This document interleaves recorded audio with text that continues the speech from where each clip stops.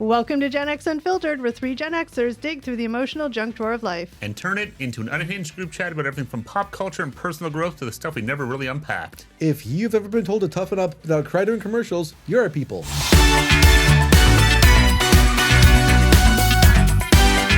Hi guys, and welcome back to another episode of Gen-X Unfiltered, the podcast. What's up, everybody? Hey, everybody. Steve, Eric, how you doing?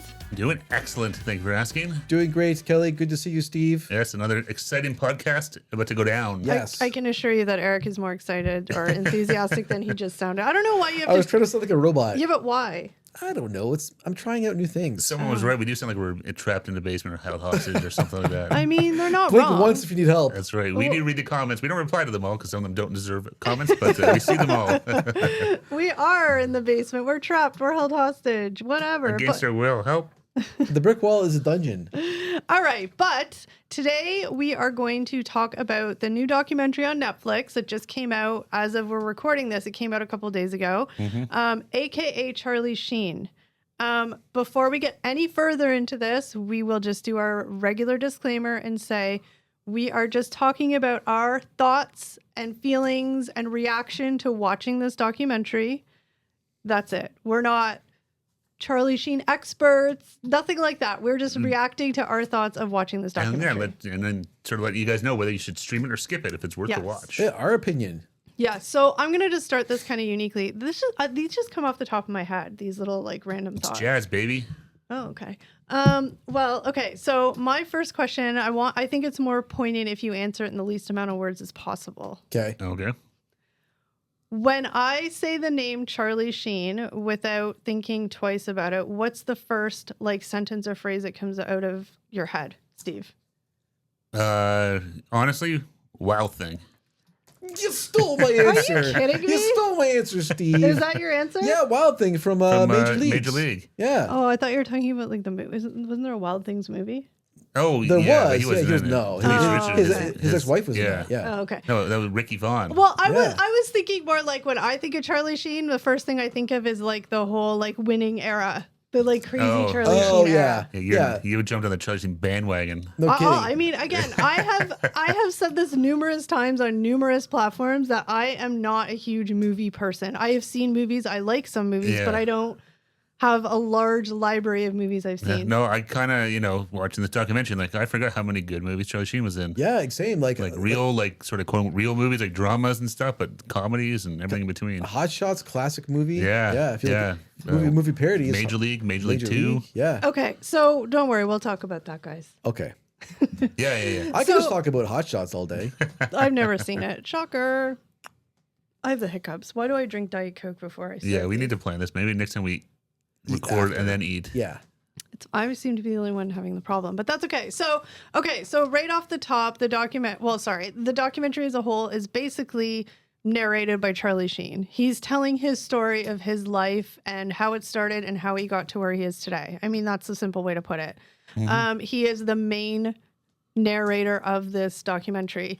There are some people that talk as well. I'll read off the quick list of people before we forget, and then people are like, who's that? There was a couple of family members.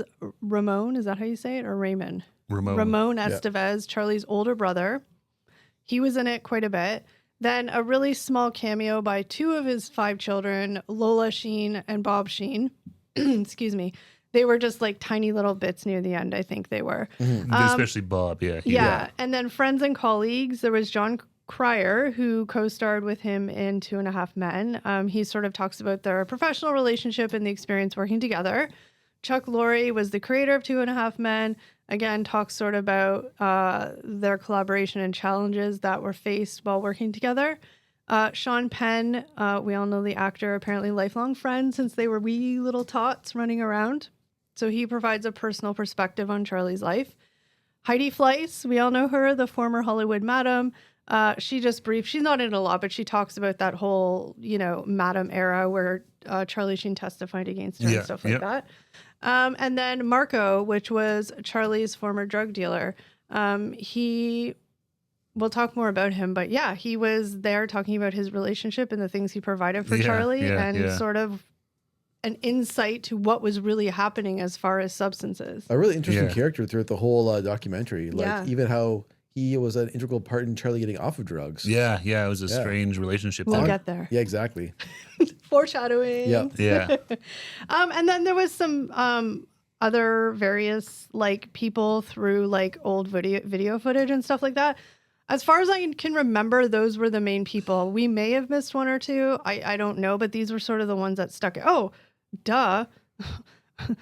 Wow, we totally forgot. Denise Richards was in this, and that's his ex-wife. Yeah. And his ex-wife, Brooke, is it Mueller or Mueller. Mueller. Yeah, I think, Yeah. She was in it briefly as well. Like Denise Richards was in a big chunk of it. Brooke Mueller was in a smaller chunk of it. Yeah. Yeah. Right. But I think that was it. I mean, we might remember as we go Yeah, I on. think that was Those from were what I the remember. They were the main main people. ones. I mean, most of it was Charlie Sheen talking. Yeah. and then, then spliced in with either clips from movies and stuff. And then, yeah, then we should also note that Martin Sheen and Emilio Estevez opted not to participate in the documentary, and we'll kind of talk about what Charlie says about that at the end, because we're going to go through this like sequentially, sort of what the documentary was. Well, because the documentary was Sequential. very sequential. It was very much It from was like so good for early my childhood to yeah. present day. It was Yeah. so good for my like ADD brain that it was just like do. It wasn't bouncing around everywhere. It did Yeah. jump all over the place. Like the Bon Jovi documentary that came out a couple of years ago. so that stressful. one bounced all over the place because that was done very differently. Yeah. It Yeah. was telling the story of his throat and vocal cord issues intertwined with Yeah. his career as an artist. Yeah, sort of mixing present day with past. Yeah. But Yeah. this was very sequential, so I liked that. But yeah, we'll talk more sort of about his thoughts on, them not participating in the documentary. So the documentary starts off his childhood and family. I'm going to admit that I kind of got lost during this phase of it, so you guys can interject and sort of go into more detail about stuff. But I didn't know that he wasn't born Charlie Sheen. Yeah. I didn't know that. So he was born Carlos Erwin Estevez Yeah, in New Carlos York City. Estevez, yeah. I didn't know that Martin Sheen's last name was Estevez. Because remember Yeah. I said to you like, oh, is that his mom's name? And you're like, what? No. I'm in Yeah. the same boat. I thought him and Emilio Estevez were like half brothers. Yeah, I Yeah, thought no. so too. No, it's just that was their working name. Yeah, Yeah. that's so well. And the whole thing was not Martin Sheen, but they talk about how Emilio Estevez kept Estevez because it worked better than Emilio Sheen. Well, he thought it sounded better, and he kind of said he wanted to, obviously, people, he kind of looks like his dad, Yeah. but he wanted to try and do it on his own as much as Yeah. he could. So he thought Emilio Estevez would just be a better. I also Perfect. want to point out before I forget, because we may mention it, another interesting way that they put this documentary together, which I actually thought kind of added a bit of humor in some otherwise like serious topics, was they intersperse like clips of movies with his dad, his brother, and him that related to what he Yeah. was talking Yeah, about. yeah. It's hard to explain. If you watch it, you'll get what I mean. But like, it was kind of interesting how they did Yeah, that. they had some some scenes where like Charlie Sheen and his dad acted together on like, I don't know if it was on The West Wing or I think it was Spin City. Spin City, yeah. And talk about like, we're But- proud of you, son, and Yeah, stuff they like would that. take Yeah. clips of that and 'Cause they clips also from acted- like Wall Street, Exactly, I and was thinking even Wall stuff Street. from like Yeah. Hot Shots and whatever. Yeah, So it was kind of cool that they did that.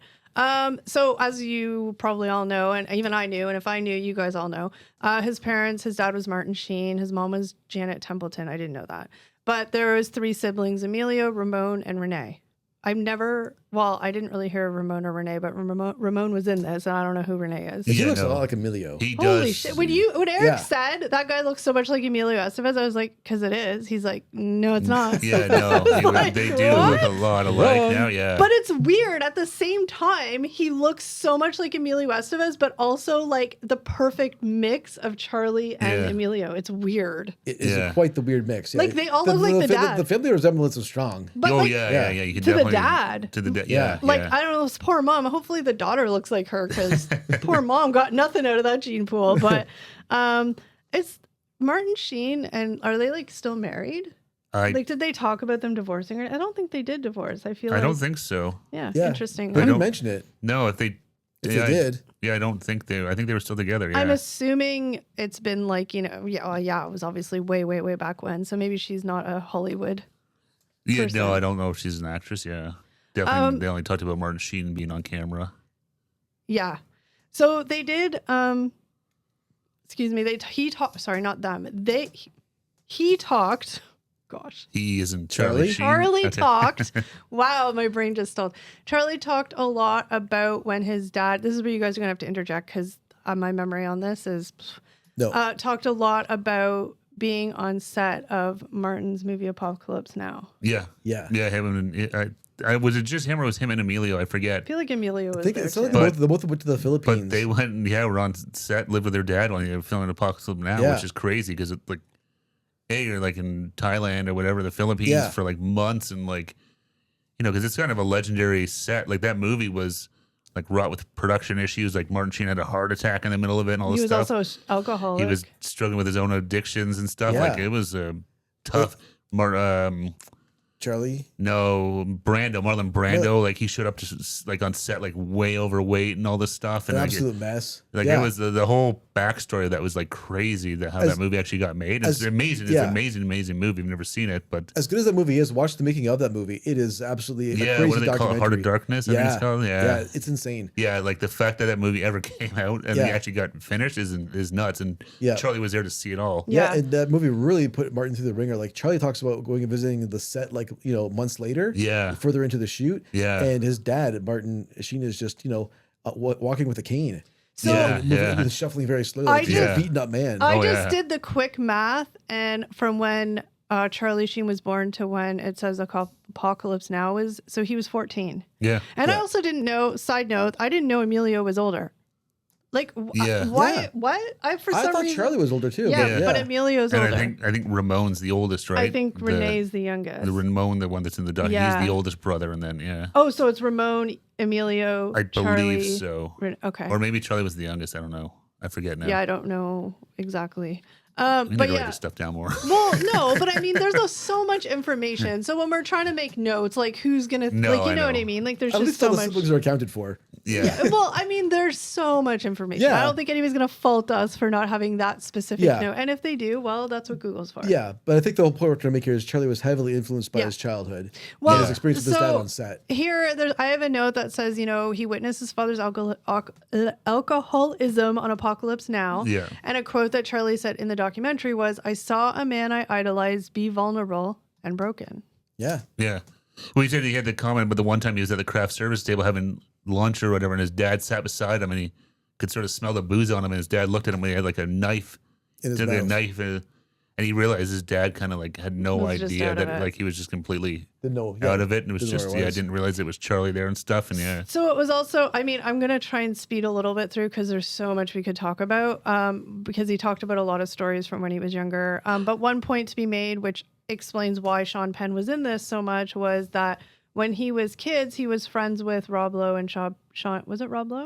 Rob Lowe and Sean Penn? was Rob Lowe there? I don't know. Sean Penn, definitely. Sean Penn, Chris Penn, George Clooney. Yes. And so they used to make home movies. Like they used to make movies as kids. Which is crazy. Imagine that, like, Right? before any of them were stars, like, I, as a kid, hanging out with, like, Sean Penn and... I know, it's crazy. Yeah. I know. And all these went on to, like, big Yeah, exactly. careers in movies. And that was what was really cool. It was the opening they have, like, Charlie Sheen at, like, 5-6 years old talking on camera because his dad had a movie camera. And, like, him and Emilio making these, like, kind of action movie. They said that's the one thing they talked about too was when they came back from the Apocalypse Now. Mm-hmm. Yeah. Before that, they would make like sort of silly, goofy things, And then it was all like blood. it was more like people getting hurt, shot, chased, like war type movies and stuff like that. They kind of took a more of a darker turn. Exactly, and this is they kind of noticed that their dad died a lot in movies. Yeah, they started to realize like, hey, every movie and dad gets shot or killed. Yeah, and so they they'd kind of like recreate those scenes in their movies, their little home movies. Yeah, but then it definitely that's where they got clearly had the acting bug. Yeah. So then in 1984, I know we're only at 1984, guys. Don't worry, we'll pick it up. 1984, he turned down The Karate Kid. I don't remember the details of that. I know that he was so excited. He said yes, but he already had something else He got planned. booked in another movie. I can't remember the name of it, but it was some like small movie, but he had promised to do it, and he basically told the Karate Kid team, if you can give me 2 weeks, because they wanted him to play Ralph Macchio's part, to be the Karate Kid. The Karate Kid. So he's like, if you can give me 2 weeks, let me finish this movie, and then I'm yours. And they were like, sorry, no, we can't wait. Well, and this is where him and his dad had some beef. Yeah, because his dad said, your word is your bond in this business. Yeah, and if you back out of this movie, good, bad, whatever this movie does. I can give the exact quote, guys. The one thing I'm good for. Oh, you have the quote. Go for it. He said, my dad said, a promise is a promise, and that stuck with me. No, and that, hey, you know, it's true. Good for Martin Sheen. I mean, you know, obviously, like Karate, because it was the starring role, nobody knew how successful it was going to be. But I mean, obviously it was, and there was the more potential to be successful in that than the other small part. But his dad was like, sorry. I know, but I mean, you want to compare careers, I would argue Charlie Sheen came out better in the end than Macchio. Yeah, we'll talk about that for sure. You know, so I mean, it's all sliding doors, right? Like, you know, was that the sliding door to where his life went? Who knows, right? No, clearly it wasn't. He was not meant to be in it. I think the important thing that is sort of evident throughout the documentary, again, we'll get to those pieces, but I think the overall message is that Martin Sheen, for whatever it's worth, and it came out of Charlie's mouth too, in whatever capacity he could do it, he was a very supportive father. Whether it was tough love, whether it was this, it seemed like he was very supportive of his children doing the right thing and being good people in the industry. His dad definitely plays a huge role in his life for sure up until like this day. Yeah. And like, you know, nothing, you know, the bad things Charlie had to say about his dad were things that he was doing to help Charlie. So, you know what I mean? Like it was very... okay, so then the 1980s is sort of when his career starts going. He told a really interesting story. Maybe Eric can tell the story about the Ferris Bueller's Day Off. As you know, he was the like bad guy in the police station, but he kind of told a really interesting story about how he got that role and sort of the first insight to maybe why he kind of had the attitude he did later in life. Sure. So basically, like you just kind of mentioned, he's got one scene in Ferris Bueller's Day Off. It's at the police station scene where Jennifer Grey's character gets taken to the police station. But I think you need to back up. Like, how did he get that role? I'm gonna go backwards. Okay. I'm gonna start with sorry, because everybody remembers this. If you don't remember the scene, we're gonna set the stage with that. Okay. So him and Jennifer Grey in Ferris Bueller's Day Off, they're at the police station, and it's the one little scene, like 3 minutes. He's in this movie, right? And basically in this scene, Jennifer Grey is, you know, annoyed at Ferris Bueller because he's getting his way. You know, no one's he's doing whatever he wants, and she's very annoyed with Ferris Bueller. And Charlie Sheen says to her, "You know what? Like, your brother's not your problem. Ferris Bueller's not your problem. You're your problem. You need to worry less about what your brother's doing and more about what Ferris Bueller, or worry less about what Ferris Bueller's doing and worry more about yourself." And that was basically the crux of the scene. Very poignant little scene. And she did not like it at all. No. Okay, but tell them. I think that's not the fun part of the story. I think the interesting part is the backstory. If you want to go to the backstory, basically him and Jennifer Grey were friends. Yes. And Jennifer Grey got him the job essentially. Said, "Hey, I've got this audition for you for this movie with this John Hughes movie. Come on down." John Hughes. He knows it's going to be like a. He's going to be like a kind of a punkish looking guy in this movie. Bad boy. A bad boy. So he borrows his brother's like leather jacket and he thinks it's going to make him look like a badass. The cigarette ashes in the eyes and stuff. So he goes down for the audition. John Hughes takes one look at him and says, "You look great. You got it." Yeah, see you next week. And Charlie Sheen's like, "What?" Charlie's like, "Whoa, that was easy." So then he was talking about memorizing lines with his dad and all this stuff and like really rehearsing for it, being like, "I got to nail this." Exactly. So interesting. The day of the shoot, Charlie Sheen, he wakes up at 4 a.m. to go get ready to leave for the shoot, and he hits snooze. Yeah. But instead of hitting snooze, I guess he turned off the alarm. Oh yeah. And he woke up. It was like 7 o'clock, and he's late for the shoot. Yeah, that 10-minute. That 10 minutes snooze turned into like an hour and a half. So he jets it down to the set. He's late for the shoot. He thinks he's gonna get reamed. He's gonna get fired. Yeah. He gets there, and what does John Hughes do? Says, "Oh, you're here? Oh, you're here? Great. Let's go. Yeah. Let's go. Because even Jennifer Grey was like, "What the fuck, man? Yeah, like, Jennifer I go down a limb and get you this job, and this is how you show up late and blah, blah, blah." And then, exactly. That kind of set the stage for kind of a pattern in his life. Where no accountability. He thinks he's going to get in big trouble for doing something. Well, because that's the director. The director in the documentary asked him, like, you know, you getting away with that? Did it kind of, and he's like, "Yeah, probably." I mean, oh, wait. Yeah, talent's here. Everyone's happy. The talent's here. No one really gives a shit once you're there. I'm not saying it's John Hughes' fault, but well, we were joking. We're like, "Oh, John Hughes." Let him slide. So that was just a really poignant story that he told. That obviously was a huge, because he said he's like, that scene ended up putting him sort of on the map. Well, Like he said, it was 3 minutes, but he's like, people acted like I was the star of the film. Oh yeah, well that was they read a review and one of the big reviews, and it was like all about how great it was, and then it was like this one little thing, I can't remember what it was. Charlie was smoldering, yes. And they're like, just for whatever reason, that scene and him and just the way he looked and the dialogue between the two, it spoke to a lot of people, and it really like basically put him on the map. So then the drug use begins quietly. This is in the 80s. Cocaine in social settings, escalating later. And it's the 80s Hollywood, cocaine's everywhere. Yeah, right? Well, then he starts doing his big movies, right? Yeah. So now we're going to get to the late 1980s, 1999. That kind of has some of the bigger life events that happened. And yes, he did film movies in between here. But so 1989, I don't remember this at all. Did you guys remember this scandal when his fiance Kelly Preston accidentally shot him? And he shot her. Or sorry, he shot her. Like, it's so weird. Like the whole thing was just weird. Yeah. And then Kelly Preston's just like, yeah, whatever, it's fine. Yeah, they didn't like, get he didn't get arrested or anything for it. No, it was sort of weird. I was like, what the hell? I forgot he was ever in any sort of whatever with Kelly Preston, because I always think of her and John Travolta. Exactly. Like, I don't remember them being together at all. Like, no, but that someone getting shot, I was like, yeah. Shit, yeah. In 1989, I wasn't up on these celebrity days. No, we didn't have TMZ and all that stuff to help you stay on top of it. So then, 1990 arrest. He was arrested for allegedly attacking a woman at a Hollywood party. It highlights his reckless lifestyle and early legal issues. He did talk about it. He got arrested. I think it was at that time.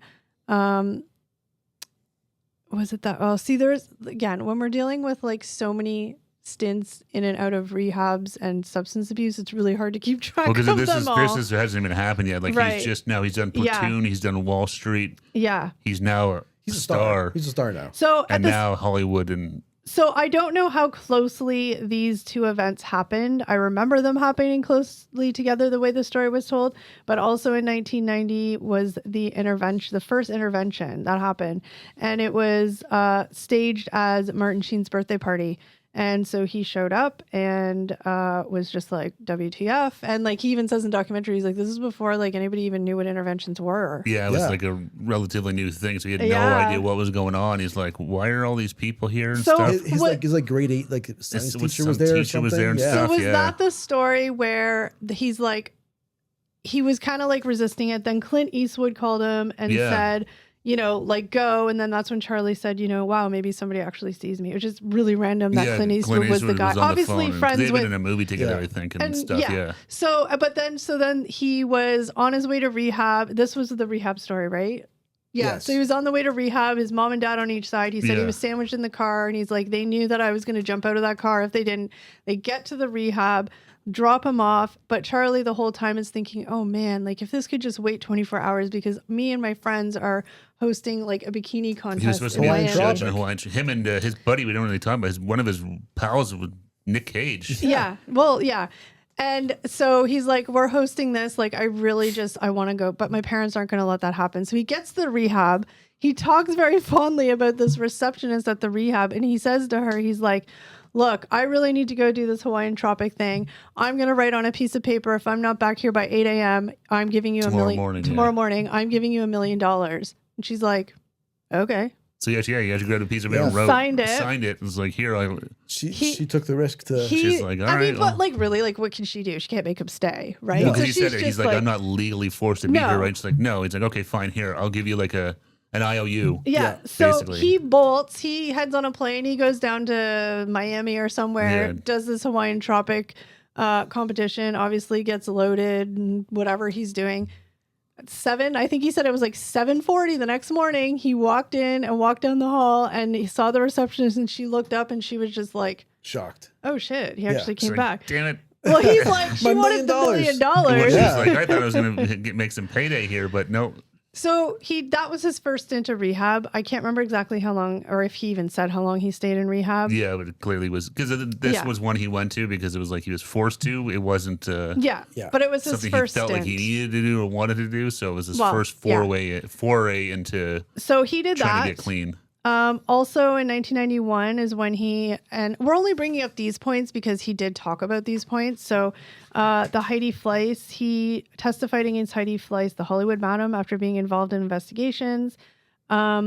Charlie said it was surreal. I was in the middle of a world I didn't understand. Heidi Fleiss was interviewed very briefly. She did point out an interesting fact. Like she said, she's like, I've never given away who my clients are. The only reason why people found out Charlie Sheen's name was because he paid with a traveler's check and it had his name on it. Well, and when they went through my books, they found it. Even he said, he's like, always paid cash because, you know. Well, you don't want to trade. And he's like, the one time, for whatever reason, he didn't have enough cash or something. So he's like, hey, can you take a check? And she's like, oh, yeah, sure, why not? And yeah, that's how they knew. Because that's the only reason they knew who he was. She said, I would never give away his name. Like, that's the only reason why. And she's like, that's why it's one of the few names is because there was a paper trail, so it came out. Yeah, I'm guessing her ledger was probably all in code names or whatever. He testified. You know, we all know she ended up going to jail and yada, yada, yada. And that was just her brief. She's not a big fan of Charlie Sheen. No. She had a few choice words for him. Did she? I thought she was looking No, remember she called him I'm not going to, but yeah, no, she was. Why doesn't she like him? Because he ratted. He testified. He testified against her, yeah. But what was he going to do? Take the fifth? I don't know. I mean, I guess. But I mean, I get it. But like, also, like, you should have ripped up the traveler's check. Well, that's the thing. I don't know why you would keep that around on you. I don't know. I don't know. I mean, I don't really know what to expect. But I mean, I gotta look up traveler's checks. Do you still get those things? I don't. No, I looked once. Oh, jeez. Yeah, I remember as a kid. Like, my parents got those, yeah. I remember going to New York City when I was like 18 by myself, like a school trip, and my parents gave me traveler's checks. Okay, so through the 90s, the late 80s and the 90s, there's always different rehab attempts and relapses that sort of continue through. The only thing that I don't have written down here as far as timeline purposes was exactly when Marco, his drug dealer friend. So the story with Marco, just because he'll be mentioned soon, was that he was in jail for drugs trafficking, and he came out of jail, and Charlie was like, "Hey, yo, what's up?" Yeah, it kind of didn't really say how they knew each other, but that's how it happened. Oh my God, we forgot one of the biggest people in the documentary. One of his longtime friends. Yes, we're so terrible. His longtime friend who literally, like Charlie said, we could not talk for 3 years, but he was around through every era of my life, good and bad. Yeah, Tony Todd. And was a constant source. He's very important later on, but he was just his buddy. Like they went to school, they went to high school together, but he wasn't public in the school. industry. No, he was not a celebrity. He's not just Charlie's buddy, but he's been there and still there. Yeah. To this day, yeah. Oh my gosh, sorry, that was just a total. Apologies to Tony Todd. Yeah, he's more talked about later, sort of. Yeah. Okay, so then we have, and like I said, please forgive if we do jump around because sometimes things pop in our brains. Yeah. Whatever. So the 2000s, the career high. This is sort of like the Charlie Sheen that like I became aware of. This is sort of became more like mainstream, I guess you could say. I mean, he was a movie star, but this is when he gets into television. Yeah. So in 2000, he replaced Michael J. Fox in Spin City because Michael J. Fox obviously was ill and Parkinson's, so he was leaving the show, and they got him to replace. Charlie Sheen also said he wanted to do something different than movies, so he wanted to try the TV world. Yeah. He won a Golden Globe in 2002 for that, his one and only award that he jokes about in the documentary. Mm-hmm. And then in 2003, he starts 2.5 Men, and we all know, whether you've seen that show or not, you know that, and I think to this day he still was the highest paid sitcom actor. Yeah, it was like $2 million an episode. That's crazy. At the end, like near towards the end. Yeah, like that's crazy. That's the Friends cast made $1 million per episode. He was making $2 million. Like that's insane money. Yeah. Well, that just shows you what kind of money there was. Yeah. Back in the day sitcoms. in sitcoms, like how the times have changed. I know. Different world now. Yeah, but that's crazy. He also, in that sort of era when his, popularity is growing through 2.5 Men, because that show was huge, obviously. That show was massive. And this is where John Cryer is kind of talking about a lot of the, stories from that. It was interesting to hear John Cryer talk. Yeah. Kind of obviously he knew Charlie Sheen's story. Mm-hmm. But so when he started working with him, kind of being like, oh, well, wait, but there's but there's a really important story that John Cryer talked about when they went on set for the very first day. John Cryer's like, I kind of went into it he went into it just sort of like whatever. And Charlie Sheen walked up to him before he'd ever met him. The very first time he met him, and Charlie Sheen says, like, don't believe everything you've heard, or I'm going to be good, or don't believe everything you've heard.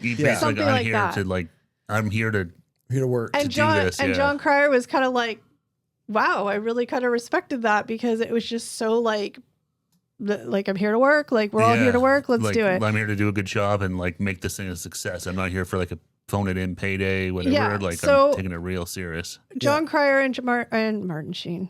Charlie Sheen seemed to have sort of an interesting relationship because like 2.5 Men was sort of when Charlie Sheen, for lack of a better word or term, like near the end of the run, sort of started going off the rails with like the heavy drugs. And this is where he had like, he married Denise Richards in 2002. They had 2 children. Like they were getting divorced before the second child was even born. I mean, obviously it ended in, violence. And Denise Richards she said Charlie, like nobody knew, like Charlie was completely different when it was the 2 of them versus like the public Charlie. Yeah. But she said it was the drugs. No, it was clearly, yeah, I know exactly. She said, and she really wanted to be in this documentary. She wanted to make sure it wasn't a puff piece. She's like, I'm going to tell you the truth. I know he's going to tell you the truth, but I don't want anybody to have any like bullshit fairy tale about this because she was like, it was hell. It was hell. It was terrible. It was terrible. Like as much as she loved him, and you could tell. I mean, they clearly still care about each other. But she was like, yeah, no, it was not good. Like, yeah, it was not. He was not a good dude. So, and then I'll just quickly talk about. Then he married Brooke Mueller. I don't know why I can never know if it's Mueller or Mueller, but it's an E. It's Mueller. Yeah. They got married in 2008. They divorced in 2011. Had the two boys, Bob and Max. I mean, I didn't realize she was in this as well. And she had substance abuse issues as well. I didn't realize that she had, thinking back. I think it was alluded by Charlie, whatever, that she perhaps is still struggling with some of those issues. It's kind of the way he talked, that she was still on her journey to sobriety, it sounded like. Yeah. So, Can we talk about their wedding reception for a minute and Martin Sheen's wedding speech? Oh, I don't remember that part. Yeah, it was actually really telling like how the family's thoughts about Charlie's life and like this marriage at the time. He basically stood up and it was like one sentence. He's like, I hope you 2 know what you're doing. Really? And and that was it. Okay. Yeah, well, I mean, look, 2 drug addicts. I mean, red flag city. No. I mean, they clearly was not a good relationship. Like, well, it ended with a phone call to the police and Charlie Sheen getting arrested for holding a knife to her. Like, it was just terrible. Yeah, it was just terrible. One of the quotes that he kind of said during about this era was, I had everything and I blew it. Fame, money, family. I was chasing oblivion, is what he said. Well, that's kind of what John Cryer alluded to. He's like, he kind of felt like with Charlie Sheen, he would get everything and felt kind of almost unworthy of it and didn't deserve it. So he would just kind of blow it up. Mm-hmm. So, he would get to the top of the mountain and be like, just throw a match on it. Is it Laurie? Laurie. Chuck Laurie, again, was also interspersed talking like the same as John Cryer. We'll talk really quickly about the end of 2.5 Men because that was like sort of the real. That's where he really and he spiraled hard after that, and very publicly as well. Yeah. So John Cryer said, he's like, we all know that Charlie had substance abuse issues, but he may have missed rehearsals, but every Friday for the live studio audience, he showed up and he knew his lines. And he nailed it. So it was kind of just like, okay, like we're not going to pay attention. Yeah, we kind of just pretend, no, he's fine. He was actually sick that day or, whatever. Yeah. He said it started obviously like he was not doing his lines correctly. His timing was off. He was just not pulling his weight. Was just, It was very, very clear that the addiction was getting to a point of non-manageable, if that makes sense. And so, I mean, but then he was talking about, I think it was the last season, he got signed for $2 million episode. Yeah, well, he was ready to walk away from it all. He told John Cryer that, maybe it's time to wrap it up. And then what does the studio do? No, because the show's so popular, you can't leave. Let's just give you more money and ignore all your problems. That's Hollywood. You hear about it a lot in Hollywood and the music industry. As long as you can go on stage and nail your song, you can nail the lines. They don't give a shit what you do. No. The second you can't deliver, you're singing off key, you're missing your mark. Yeah. Now it's a problem because it's affecting the show. But other than that, they don't give a shit. So I think even like Denise Richards, I might have said at one point. Well, like, what were you doing giving this guy $2 million? And you see a video of him and Les Moonves, who was the head of the network. Yeah. Out for dinner like downtown Hollywood celebrating this thing. And it's like, Charlie, look rough. Oh, he looked terrible. Like you can see he's getting physically gaunt and I mean, at one no point, sleep and no eating, I'm sure. At one point in time, so again, his friend Marco, the drug dealer, like he was very honest, and he's like, I don't know if there was something physically in his DNA that like had a higher tolerance for this drugs that he was taking. But he's like, he was taking so much that he should not have been alive ever. Yeah. And he was talking about how him and Charlie would party together and stuff. Yeah. And Marco would go and have to take like a break for 2 days, like go sleep for like a week. And he'd call Charlie up and Charlie would still be partying. Yeah. But the whole time would have never stopped. Even this guy was just like, it was inhumane. Like I don't understand how. I don't know how he survived. It's a miracle to all of them. And even Charlie says that now. He's like, I mean, they think they were doing, look, I know nothing about drugs, but I think he was doing something like 7 grams of 8 balls or something. Whatever. I'm assuming that's a lot. Whatever it was, it sounded like a ton. Yeah. Well, the guy, that Marco guy said, because that's why he kept doing it, he was kind of like, oh, he actually liked Charlie, so he's like, oh, I don't know if I put every time we show it $15,000, $30,000 cash every time with it. It's like he kind of said he's like, he's like that was minimum $15,000. Yeah, he's like, that was cash in his hand. Yeah. After coming in fresh out of prison. Yeah. He's like, okay, well, I'm not going to go get a job that's going to do that for me. Yeah, no, that's But in a weird way, like we'll talk sort of a little bit, but in a weird way though too, like I feel like. I don't even know how to explain this properly. Obviously, Marco was enabling. We all know that. Even he would admit he was. Like, there's no secret behind that. They were both in addiction. But I feel like for some reason, Marco, because he cared about Charlie as well, was also looking out for him too. So it was like this weird thing. It's a weird relationship, like he wasn't just using Charlie for the money and for the parties. He cared about there him. There was friendship. Well, the fact that he would go on this documentary and stuff and talk about it, clearly that's not what most drug dealers would do. Yeah.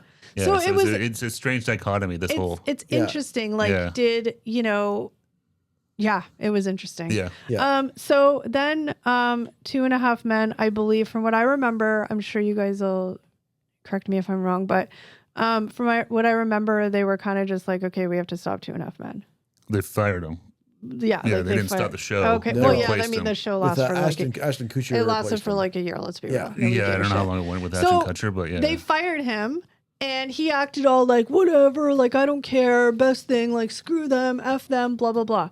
However, I think that sitcom and that fame was one of the only constant things he had left in his life that he knew he was good at. It gave him routine and like a schedule. Yeah, it kept him sort of, I have to be here clear-headed to do my stuff. Yeah. But I mean, I think it was just something that gave him tangible evidence to himself that he was good at something. And it was, and he knew it. He was rewarded for it. And as soon as that ended, that was when that whole, like you guys all remember, if you're around our age or whatever, younger, older, that sort of spawned the whole like couple of year of like just spiraling, being on podcasts, Tiger Blood. He went on tour and stuff. The Torpedoes of Truth. Yeah, exactly. Well, he's like a guy with like serious addiction problems with nothing but time and money now. Honestly, I think, you know what? And they kind of talked about it too. I think he was massively butthurt that he got fired. Well, of course he was. He was like, shit, they don't need me. Obviously. He kind of thought, I can show up late to John Hughes flicks sets and not get in trouble. And That's a good point. I can be that impish, sorry guys. It's just Charlie, it's fine. No, but he got held accountable for the first time, really. And he did not like it. But he went on a full-on meltdown. No, I think that's definitely a huge part of it. I also just think that because he was so inebriated with so many substances. And that's why he did what he did. Yes, exactly. It was to the nth degree. It was the perfect storm of something that was either ultimately going to kill him or get him sober. Yeah. And luckily he's still around today and sober. And so I think it was something that ended up ultimately helping him. But it was crazy. Like he went on this whole tour. Like there was clips of him here in Toronto. Well, he was on Twitter. That was the whole winning Tiger Blood era. He said, I became a meme before memes existed. It was absurd, but I lived it. He talked about, I actually made a comment before he said this. I said to you guys, do you think he watches those clips of him now and just like cringes? And you guys are like, yeah. He's like, that's what I was leading into. But he said, he's like, yeah, it actually just physically makes me like, who is that person? Yeah, he's like, oh my God, that's... Like there was it's completely cringy. There was one interview with somebody that was interviewing him right in the height of everything. I mean, they showed it like beside me. He just had bottles of booze. He was chain swinging. He looked like death. Oh, he looked terrible on that. Was it 2020 he was on or something like that? So. And it's like, oh, he just looked. But then he had no sleep, no food, no whatever. What did he call the prostitutes? That's what they were. What did he call the girls? He had like a name for them, and they were sitting on the couch. Charlie's Angels. I don't know. You looked at me like I should know. Wasn't that what he called them? I think so. Remember. Yeah. But this is sort of where his lifelong friend kind of starts interspersing some things, because he was talking about how Tony Todd. There would, throughout all this like ups and downs, like Tony Todd was sort of the one that was always with, like, when Charlie Sheen got mad at everybody and kicked everybody out because he's an addict, like they're unpredictable. He's like, I was the one that was always still left in that house. He's like, I slept in the room beside him, and every single morning I'd wake up and I would be like, am I going to wake up and he's going to be dead? Yeah. Charlie always he was always close by, and he was always there kind of keeping an eye on just trying to make sure. And I think Charlie needed that as a security blanket. Because it was his, like, it was his safe place. Yeah. Yeah. Right? Yeah. No, and I think knowing that his buddy Tony was there made him feel better. Yeah. Yeah, exactly. Tony knew he couldn't stop him from doing this stuff, but at least he could try and he actually got like visibly upset during like the documentary as well. Like he was talking about how he didn't want to see his friend like die. No, exactly. Yeah, he clearly cared about it. Like that thing is a lot of people said, oh, he's a hanger on and stuff. But exactly. He was never, he's there for the free ride, but that's not the case. He was never like, walking red carpets with him and like doing all that stuff. Like I don't know. Lots of people probably didn't even know he existed until this documentary. Oh, probably exactly. It was this whole like chaotic era where everything was insane. Like if you had Twitter then, you knew Twitter. He was going on podcasts. I think he had his own like online show that he was doing. I can't remember what it was called.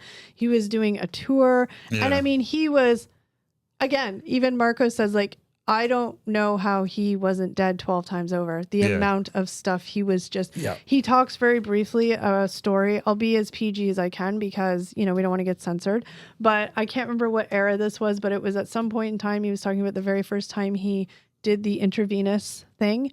And he was with a girl, and the girl said, I want you to, she did it. And he's like, and this might have been when he got out of rehab at one point. Remember he went into the hotel and he just like locked himself away. Anyway. So this girl, he actually helped this girl get out of a bad situation. Yeah. And so with them back to his place, and then she wanted to do it because she was, coming down. And so she did it. And then he's like, well, I kind of want to do it. And she's like, okay, do it. And he's like, I'll spare the details because it's graphic, but he did it. And he's like, yeah. It was his first time trying crack. Yeah. Well, I was trying to just say that he was doing it intravenously, wasn't he? No. I thought he was. No, not at that point. That was the first time I ever tried it. That's what got him so hooked on it, remember? Yeah. Oh, okay. Where the girl is. Yeah, she gave him a BJ while he was smoking crack for the first time. I thought he was injecting it. Sorry, my bad. No, he did get into that, but the very first time he tried. Okay. I mean, I had that fact wrong. I'm sorry. Yeah, no, it's fine. I was just getting confused as to where you were talking. But I think. Okay, I was trying to eliminate, yes. But anyway, I'm only talking about that experience because he said, he very vividly talks about that experience, about how he was like, oh shit, shouldn't have done that. No, he was like, oh God, that was really good. Yeah. I should not have had that because I'm going to be chasing that. And this is like what happened was he kept just chasing that feeling. That high, yeah. And I don't also know all the technical terms for all the different drugs. So but it was the first time he ever tried, because he was a coke and booze guy, and then that was the first time he ever tried crack. And again, when he did it, the girl he was with decided to give him a BJ at the same time, and it just blew his mind. Was the best thing ever, and he's like. So in 2011, there's so all through this time, I should also mention that Denise Richards is still pretty active in his life, trying to help him when she can. Like she would go to his house and make him food. Like she wasn't enabling him, but she just felt like she wanted to try and be a support. She was still the husband of her kids and stuff. The father of her kids. The father of his kids, sorry, husband, Of course. So I'm saying but she was I think still it's important to note that she was still in his life at this time. One thing we kind of haven't glossed over completely, but his dad was here the entire time too, constantly looking after him too, right? And that's, we don't talk about him much, but no, exactly. At the hospital with him when he was OD'd and stuff. Yeah, like his dad was always there with him. Yeah, so much to talk about. It's so hard. Like it's so hard for me, like at least me, to remember every single detail, and like that kind of comes up organically when we're talking about stuff. I actually totally forgot, because think that's already happened. But yeah, Charlie did OD. He did OD. Yeah. And the dad was the first one there. Yeah. That's where the infamous Martin Sheen did a press conference while he's in a coma, saying like he had a drug overdose. We're going to take care of him. He's going to go to rehab. And Charlie Sheen said he was so pissed. He's like, why would he do that? Why wouldn't he let me handle it? But Martin Sheen was probably like, you know what? F you. Yeah. Like, I'm not enabling you. Like, that's what I said. His dad was a constant support, even if Charlie didn't agree with it. Yeah. But his dad was probably like, no, I'm holding you accountable. The whole world's going to know what just happened. No, don't hide it. Exactly. Yeah. So obviously he recovered from that. But yeah, during this whole, like, after 2.5 Men, Denise Richards was still in his life, you know, like helping when she could. She said she noticed in 2011, he was complaining to her that he had lots of sweating, migraines, paranoia. And even Charlie was like, this isn't, because again, in between this time, he's kind of doing drugs, stopping, changing, like there's a whole bunch of stuff going on. Yeah. And he's like, I've withdrawn from drugs before, and he's like, this isn't it. Like, this is something that's the thing. At first, different. they thought it might have been Withdrawal stuff, but they're like, no, this seems like it's something else. He thought maybe his liver was shutting down. Or well, he said something. he's like, I thought I had a brain tumor. I thought I had lung cancer. I thought I had all this stuff. Yeah, and then so he went to the doctor, and then he was diagnosed with HIV, and he actually said, he's like, you know, this is a quote from him: finding out was terrifying, but also clarifying. It made me confront my life like never before. And he also said he was kind of relieved because at least there was advances in treatment for it rather than having lung or brain cancer. Well, or not even that, but like, again, like, you know, I remember, I think, like, you know, in the 80s, like, HIV was a death sentence. Yeah. Oh, yeah. You know? Oh, yeah. And he said that. And he's like, no, but if I had to get this because the lifestyle he lived and it's not crazy that he got it. Yeah. But the fact that now they have the medicine stuff where it can be manageable and it's not a life sentence. Exactly. You can live, you know, a normal life. Yeah. So then there was a whole era where that kind of came out, and then people were trying to sue him to say that he, like, you know, slept with them with like he knowing hid on it purpose from people and stuff. Yeah. Whatever. I mean, and again, I'm just going to clarify. Not that it's expected or it's anybody's business, but he doesn't really talk about like where he may have gotten this from or how he may have gotten this. No, I mean, he was living a crazy lifestyle, right? I don't think there's any way to know how he got this. He was interviews drug use and sleeping with a bunch of people, lots of people and everything like that. So every dangerous habit you could do to. Yeah. So then 2015 to 2017 is kind of the sobriety era, I guess. Interesting way, which Eric kind of alluded to earlier when we were talking about Marco, was, you know, he's been to rehab at this point, like, I don't even know, probably a dozen times at this point he's been to rehab. Obviously, it doesn't work. It's kind of whatever. They all talk about how much drugs he was ingesting. So Marco, his friend / drug dealer, was the one that would give the drug, like, say, here's your drugs, whatever. And I don't remember who told Marco to do it, but someone did. One of Charlie's friends said, hey, why don't you just cut down the dosage that he's doing? Yeah, exactly. And he's like, oh yeah, I should try that. And then just over the course of like a year and a half, he just essentially weaned him off it without Charlie even knowing. Yeah.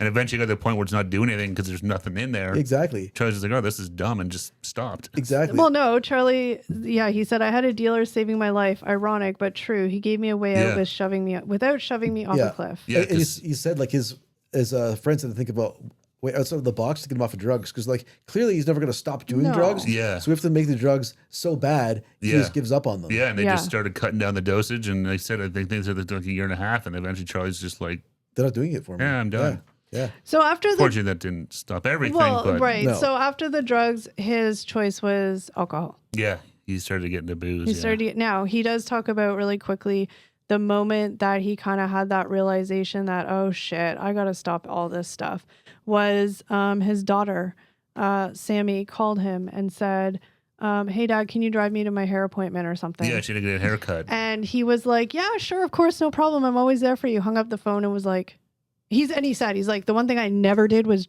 drive drunk ever. Yeah. And he's like, and I realized I had just had a bunch of drinks and I couldn't drive her. So he's like, I had to call my friend Tony. Good old Tony Todd, yeah. And Tony came and drove them to take Sammy to the hairdresser. And he said, whatever, it was fine. Like, he wasn't incoherent. He just couldn't drive. On the way back or something, he said he was sitting there and he was... Did the daughter ask him? No, he could just see her. He could see her in the back seat. In the back. Kinda, and for whatever reason, he interpreted the look that she had or kind of the wondering she had. And he's like, oh my God, she's probably wondering why Tony's here. Like, why couldn't we just hang out and I could just drive her? Why? Yeah. Like, exactly. Why can't my dad just come without his friend? And then he was kind of like, why can't I just be here without Tony and him? because of the booze, and he just.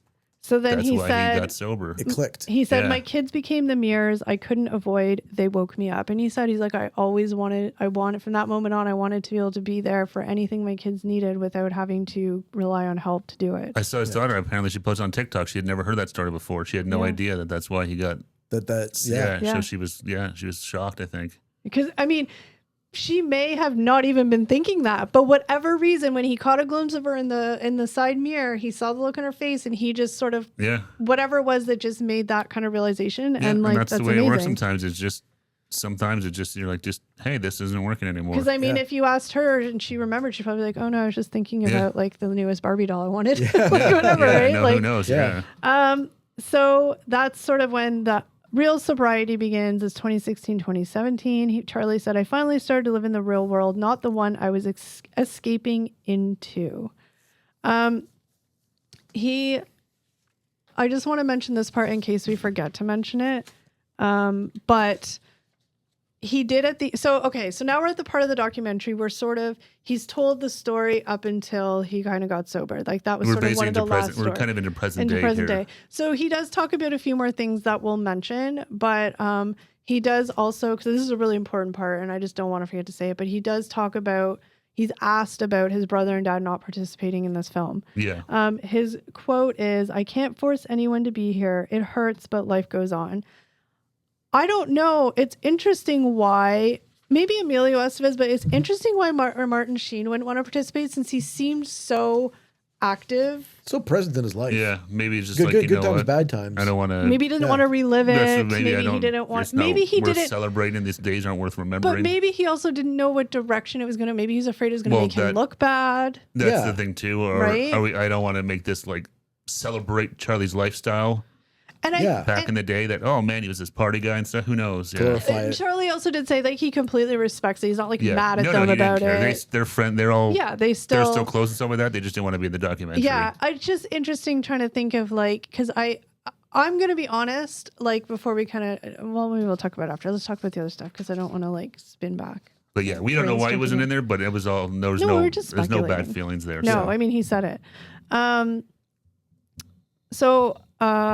There is one thing he does talk about at the end. He talks about the Corey Feldman / Haim allegations. We are not going to say that word because it is not. No, that was kind of they kind of, after this was all done. This is now. So if you're watching the documentary, we're present day. They're like, he's just telling stories. They're just the producer directors just like, we're gonna hit with some questions that we didn't cover. Yeah, and this is where they get into this stuff. It's just short at the end. Yeah. So there was a rumor, or Corey Feldman had went to the public and said that Corey Haim told him that Charlie Sheen essayed him. That's what we're going to say. We're not saying the other word. Back in like the 80s. Yeah. Right. Movie they were together. Obviously, Corey Haim's no longer here. He's no longer here. No, correct. Corey Haim's no longer here, so he can't say whether or not this is true. Corey Haim's mom came out and said that that's not true, for whatever that's worth. Yeah. Charlie Sheen vehemently denies it. He is pissed. He wanted to sue Corey Feldman, but decided it wasn't worth it. But he's like, that's absolutely like horrible for my character. Like, that's just not true. Yeah. He was like, denied it vehemently. And I said, Corey Haim's mom said, no, that definitely never happened. I think Corey Feldman just needs to mind his business. I feel like he tries to stay relevant. Who knows? I mean everyone's got their own truth, but the fact that they even addressed it to me, I was shocked that they would even bring it up. Yeah, exactly. Because at that point, it was in the terms of the story, like this is 30 years in the past. 80s. Yeah. And they never mentioned this. I was like, oh, they're just going to skip it over. But no, they asked him point blank. And so one of the other last things that they kind of asked him about, again, this was sort of like in all, not the trailers, but like the buzz about. This is sort of the new reason to watch this thing, because I don't think anyone ever heard this before. No, right? and this it was like the big bombshell. Yeah, I mean, it was like literally 22 seconds of the whole entire thing. But I do have to say, they asked him about his sexual history. They asked if he was with men. He said he was with men. He said he was with women. He said he did a whole bunch of things, and they were kind of like, and I can't remember if it was roundabout or basically like, are you embarrassed by that? Like, what do you have to say? And he's just like, he was kind of talking about it, and then he's just like, but you know what? Like, who cares? Well, he sort of said it was like liberating for it to be out there, because clearly, because he's like, who cares? Who cares who I was with? Men, women, and whatever. Well, everything he did in his life, it's the least thing, whatever, most kind of normal thing. But obviously, than some consensual sex between adults. Yeah, exactly. It's like no one cares, and now that he's, his star is not as bright as it used to be. That Yeah. Well, but I mean, I think he's had time people to come out of the woodwork trying to sue him or blackmail him. Yeah. Well, they did. He said he paid like $1 million. 1.4 to one person. Yeah. Yeah, I think he's sort of had the time to reflect and just sort of be like, yeah, who cares if people know that I slept with men? He doesn't care. He's like, who cares? It's part of my story. It is what it is. And like, there still is a bit of a stigma, but there was lots more stigma like years and years ago. That's the thing too. And it would make him, it would make him like blacklisted, whatever. But I mean, I really appreciated his approach to it. Instead of trying to pussyfoot around it or deny it or this and that, whether his reasoning for admitting it was because he didn't care, like he was trying to just take away anybody from suing. Like he was just like, who cares? No, who cares 100%. what I did? Yeah, he's just like, hey, I do what I do. I live my life. Yeah. It's a part of my life. It sounds like it's still a part of his life. And he's like, yeah, whatever. And I mean, I couldn't agree more. You do you. Yeah, he's, again, consensual adults doing consensual things.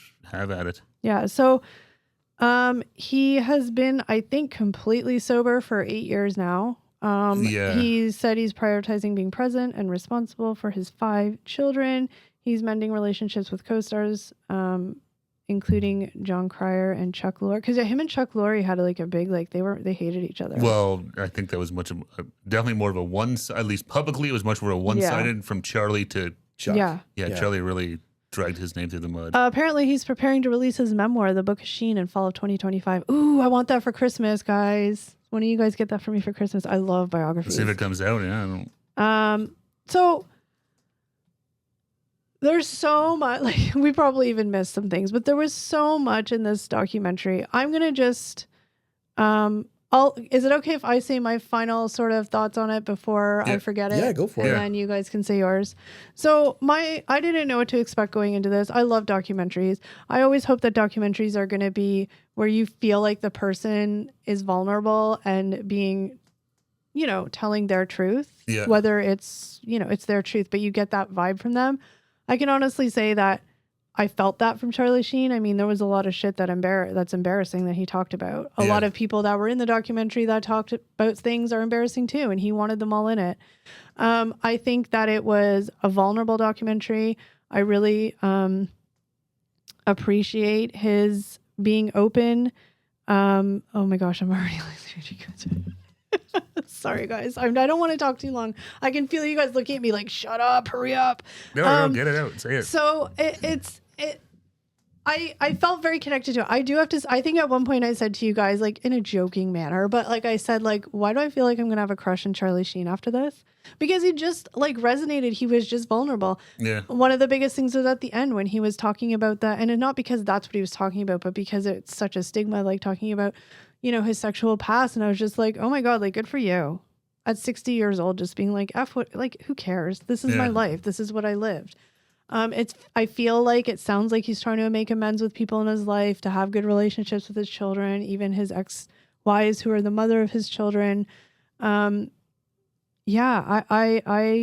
was really impressed with this documentary, and I just really was. Wrap it up. Stream it or skip it. Stream it or skip it. Stream it or skip it. I'm getting there.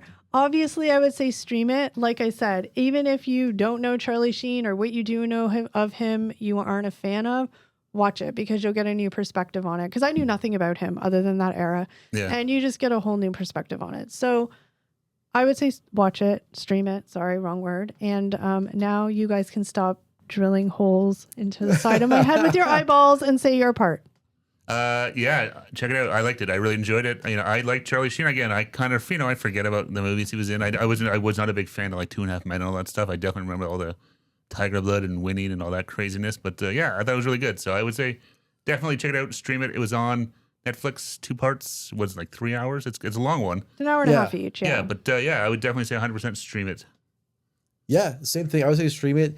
Good point. This is, it's about 3-hour documentary in total. Yeah. Probably why our podcast is going over an hour, because there's a lot to talk about. So much. Exactly. And I think it's a really good, really well done documentary. It's a really good story about like dealing with addiction, redemption, and through the whole thing, Charlie Sheen, he held himself accountable. Like he said, he did a lot of bad things, hurt people, hurt himself. Yeah. And he didn't really play the blame game. So it was an interesting look at his character. Yeah. It was nice to see him too, come out the other side. Yeah. And I mean, I think even he'd admit he should be dead 100 times over. Yeah. So it's nice to see, now he's gotten through these dark times and it seems like he's enjoying life sober and with his family. And I do want to add one little thing that I forgot to mention because I don't know. I don't even know why I feel the need to add it because so during, like I said, the whole Tiger Blood era where he was off the rails crazy, that was also the height of TMZ and X17 Online and all those real time things, right?